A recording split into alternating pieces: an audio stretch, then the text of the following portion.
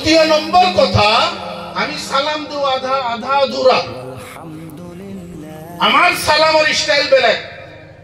আমি আল্লাহর নবী পাক সাল্লাল্লাহু আলাইহি সাল্লাম সালামত লৈ ইমান ধুনীয়াকে কৈছে যে কোনো মুসলমানে যদি আৰু এজন মুসলমানক সালাম দিয়ে আল্লাহ ৰাব্বুল আলামিনে তেওঁলোকৰ মাজত মহব্বত পয়দা কৰে। সুবহানাল্লাহ।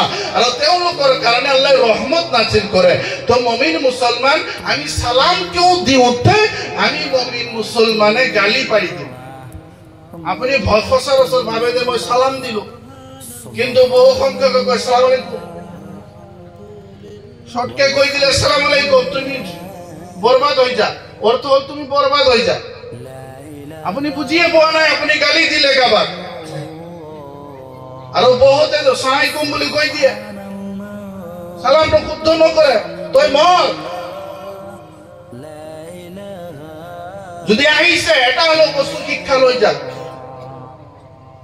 এই সালামালাইকুম, সালাম আলাইকুম এইবোৰ এৰক, শুদ্ধটো দিয়ক। আসসালামু আলাইকুম, আসসালামু আসসালামু, এই সালাম আলাইকুম এৰি দিয়ক, সালাম আলাইকুম এৰি দিয়ক। আৰু খাস কৰি আমাৰ মাজত সালাম আলাইকুম হৈ গ'ল কাম। তোমাৰ এই শব্দটো এৰক, সম্পূৰ্ণ সালাম দিয়া শিকক। আসসালামু আলাইকুম, তার বদলা আপনি দিব ওয়ালাইকুম আসসালাম। ওয়ালাইকুম আসসালাম আলিফ লগাব। বহুতে কয় ওয়ালাইকুম সালাম, এটাও শুদ্ধ নহয়।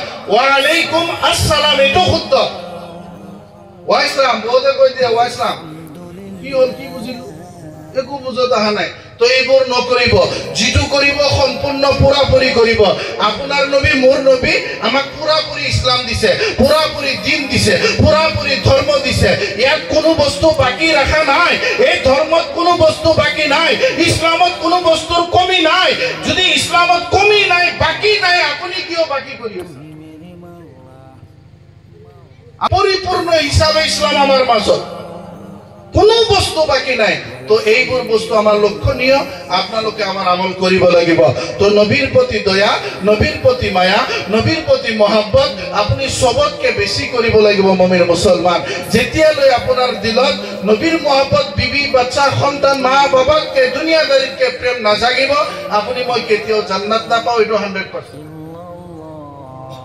আল্লাহর রাসূল দোয়া করো রব্বুল আলামিন যাতে আমালোকক নবীর প্রতি মহব্বত রাখিবলৈ তৌফিক দান করে। সকলে কক আমিন।